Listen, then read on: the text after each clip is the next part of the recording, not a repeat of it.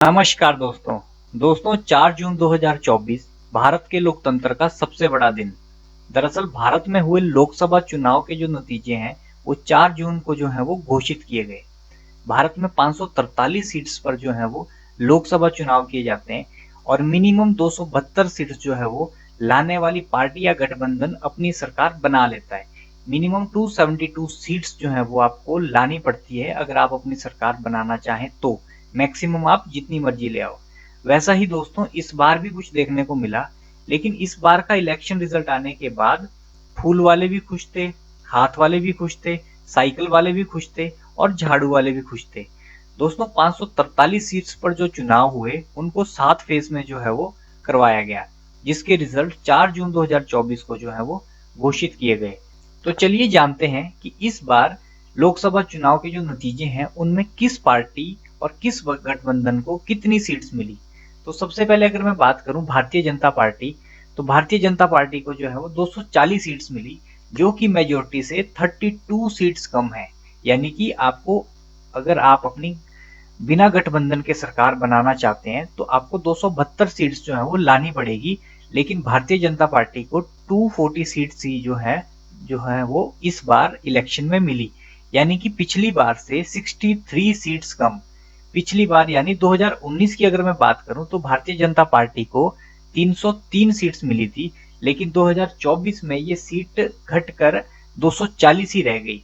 यानी कि इन्होंने इस बार 63 सीट जो है वो अपनी खोई है। वहीं अगर मैं बात करूं दूसरे नंबर की पार्टी इंडियन नेशनल कांग्रेस, तो उन्होंने इस बार जो है 47 सीट्स जो है वो गेन करी है, ज्यादा पिछली बार के मुकाबले। इस बार की जो इनकी सीट्स है वो 99 सीट्स जो है इस बार आई है। यानी कि पिछली बार की जो इनकी सीट्स थी वो 52 सीट्स थी, तो इन्होंने 47 सीट्स जो है वो इस बार गेन करी है। तीसरे नंबर की दोस्तों जो पार्टी रही है समाजवादी पार्टी, इन्होंने 37 सीट्स जो है इस बार जीती है। पिछली बार के मुकाबले इन्होंने 32 सीट्स गेन करी है। आप देख लीजिए कि पिछली बार इस बार इन्होंने 37 सीट जो है वो टोटल इनकी 37 सीट्स बनी है और इनकी जो गेन है वो 32 सीट है। यानी कि पिछली बार इनकी सिर्फ और सिर्फ 5 सीट्स जो है वो यूपी में थी। अगले नंबर पर आता है ऑल इंडिया तृणमूल कांग्रेस, जिनकी 29 सीट्स जो है वो इस बार रही और इनकी जो गेनिंग सीट्स है वो 7 सीट रही। यानी पिछली बार के मुकाबले इन्होंने 7 सीट जो है इस बार गेन करी। दोस्तों नेक्स्ट नंबर पे आता है डीएमके। डीएमके ने दोस्तों इस बार 22 सीट्स जो है वो जीती और पिछली बार के मुकाबले इन्होंने अपनी 2 सीट्स जो है वो खो दी, यानी कि 2 सीट लॉस करी। नेक्स्ट आता है जनता दल। जनता दल ने दोस्तों 12 सीट्स इस बार जीती है और पिछली बार के मुकाबले 4 सीट इनकी भी कम हुई है। नेक्स्ट नंबर पे आते हैं राष्ट्रीय जनता दल, जिनकी 4 सीट इस बार है और ये चारों की चारों जो है वो गेनिंग की है। यानी कि पिछली बार इनकी जो है वो 0 सीट्स आई थी, तो इन्होंने 4 की 4 सीटें जो है वो गेन करी है। नेक्स्ट आप देख सकते हैं YSRC पार्टी, इन्होंने भी दोस्तों 4 सीटें जो है वो इस बार गेन करी है और 18 सीटें जो है इस बार खोई है। यानी कि ये टोटल लॉस में रहे हैं। 18 सीटों का लॉस इन्हें इस बार देखने को मिला है। नेक्स्ट हम बात करते हैं दोस्तों झाड़ू यानी आम आदमी पार्टी की। तो इन्होंने इस बार 3 सीट जो है वो गेन करी है और आप देखिए कि इनकी जो है वो पिछली बार 1 सीट जो है वो लोकसभा में थी, यानी कि इनका 1 MP जो है वो लोकसभा में था और इस बार इनकी 3 सीट जो है वो इन्होंने टोटल जीती है, जिसमें 2 सीट इनकी गेन है। यानी कि 2 सीटें इन्होंने इस बार गेन करी है। अदर्स की मैं बात करता हूं दोस्तों, 93 सीट्स जो है वो अदर्स के खाते में गई है। इनका मैं एक चार्ट जो है वो स्क्रीन पे लगा दूंगा, आप देख सकते हैं इनको डिटेल में। तो चलिए दोस्तों अब जानते हैं कि किस राज्य में कितनी लोकसभा की सीट्स है, यानी स्टेट वाइज जो है वो लोकसभा सीट्स के बारे में जानते हैं। तो हम डिस्कस करेंगे टॉप 10 जो है वो राज्य जिनके पास सबसे ज्यादा लोकसभा की सीट्स हैं। तो सबसे नंबर 1 पे आता है उत्तर प्रदेश, जिनके पास 80 जो है वो लोकसभा की सीट्स हैं। जी हाँ दोस्तों, सबसे बड़ा राज्य है जिसके पास सबसे ज्यादा लोकसभा की सीट्स है, जिसके पास 80 जो है वो लोकसभा की सीट है। नंबर 2 पे आता है महाराष्ट्र, जिसके पास 48 सीट्स जो है वो लोकसभा की है।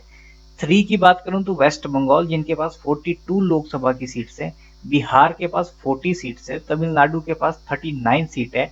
मध्य प्रदेश के पास 29 सीट है। कर्नाटक के पास 28 सीट है और गुजरात के पास 26 सीट्स हैं। वहीं अगर मैं बात करूं आंध्र प्रदेश की, तो इनके पास 25 सीट्स हैं और लास्ट नंबर पे जो है वो राजस्थान, जिनके पास भी 25 सीट्स हैं। तो दोस्तों ये थे वो टॉप 10 राज्य जिनके पास लोकसभा की जो है वो सबसे ज्यादा सीट्स है। वहीं बाकी के जो राज्य और यूनियन टेरिटरीज हैं, उनका मैं जो चार्ट है, फुल डिटेल चार्ट जो है वो स्क्रीन पे लगा दूंगा, आप उनकी लिस्ट भी आसानी से उस चार्ट में देख सकते हैं। तो चलिए अब जानते हैं कि किस राज्य में किस पार्टी ने कितनी सीट्स जो है वो लोकसभा की जीती है।